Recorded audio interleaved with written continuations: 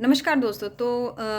कल शिव पुराण के बारे में जो हमने पहली रील शेयर की थी, उसमें मैंने एक बात की थी अरुणाचल की। तो मैं उसी के बारे में आज ज़िक्र करूँगी कि अरुणाचल है क्या और क्यों मैंने इसका नाम लिया और शिव पुराण में इसका नाम क्यों है।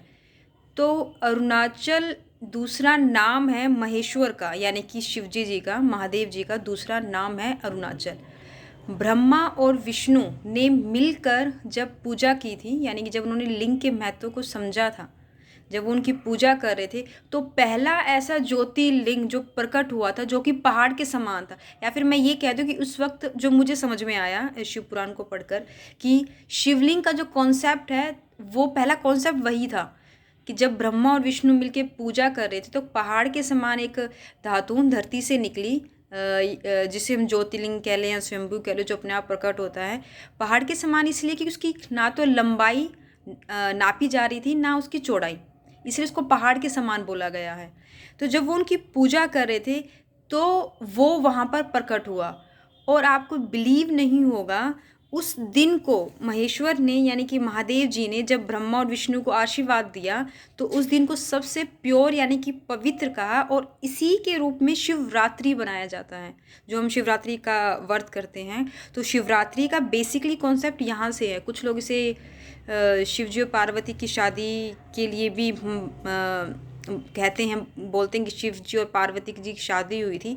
लेकिन जो मैंने पहला कॉन्सेप्ट शिवरात्रि का पढ़ा है इसमें अब तक, वो यही है कि जब ब्रह्मा और विष्णु ने पूजा की वहाँ पर, तो एक लिंग, एक जो प्रकट हुआ, जिसे हम शिवलिंग बोल रहे हैं, जो बहुत ही बड़ा था, तो उस दिन को ही इन्होंने शिवरात्रि डिक्लेयर किया गया था।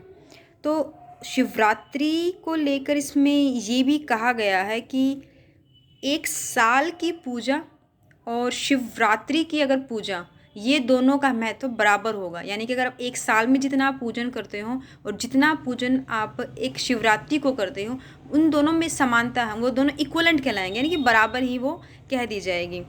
अरुणाचल प्रदेश के बारे में, जिसके बारे में हम बात करें, जो कि इंडिया का स्टेट है, जहाँ पर लगभग हिंदू जनसंख्या अभी लगभग कुछ 30% है। बाकी मुस्लिम है, क्रिश्चियन है, 30 से ज़्यादा, बुद्धिस्ट है और दूसरे धर्म के लोग रहते हैं। तो ये जिस शिवलिंग की मैं बात कर रही थी, शिवलिंगा, आज भी वहाँ पर एक वो जगह मौजूद है। अभी भी टाइम्स ऑफ इंडिया में एक आर्टिकल छपा भी था, जिसको कुछ लकड़हारे को लेकर उसकी कहानी कही गई है कि एक लकड़हारा लकड़ी काट रहा था तो सडनली एक शिवलिंग प्रकट हुआ जो कि बहुत लंबा है। आज उसकी जो, अगर हम लंबाई या चौड़ाई देखें, कि लगभग 22 फीट और 24 फीट के आसपास उसकी चौड़ाई है, आज नापी जा सकती है। उसमें बड़े ही साफ साफ लफ्ज़ों में इस पुराण के अंदर ये लिखा है कि जैसे कि मैंने उसकी लंबाई चौड़ाई आपको बताई, कि जैसे जैसे उस लिंग की लोग पूजा करना शुरू कर देंगे, या फिर ज्योतिर्लिंग, क्योंकि वो पहला ज्योतिर्लिंग था, पहली बात, तो जैसे जैसे उसकी पूजा लोग करना शुरू करेंगे, उतनी उसकी लंबाई घटती जाएगी, वो छोटा होता जाएगा। तो ये अपने आप में बहुत ही इंटरेस्टिंग फैक्ट है। और ये वो अरुणाचल प्रदेश है जहाँ पर आज हिंदू जनसंख्या 30% है, 30 से भी कम है एक्चुअली, 30 से भी कम। और ये पहला ऐसी जगह है जहाँ पर शिवलिंग, यानी कि ज्योतिर्लिंग के रूप में प्रकट हुआ।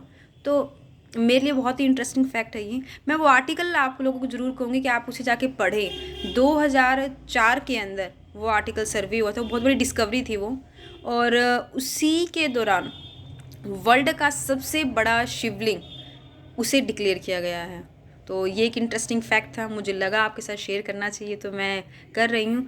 एक और चीज़, ये वीडियो रील्स मैं इसलिए नहीं बना रही कि भाई मुझे इसमें कुछ व्यूज़ चाहिए या पॉपुलैरिटी चाहिए ना। द रीज़न इज़ कि मैं जिस कॉन्सेप्ट पे काम कर रही हूँ, मैं किसी फ्रेंड ने कहा तुम जिस पे काम कर रही हो क्यों उसे शेयर कर रही हो, तो रीज़न ये है कि मेरा बिलीव है ग्रुप डिस्कशन पे। जब मैं यूनिवर्सिटी में भी पढ़ती थी तो मेरी मेमोरी शार्प करने के लिए हम जीडी करते थे, ग्रुप डिस्कशन, बिकॉज़ मैं समझा अच्छा सकती हूँ समझने के कंपैरिजन में।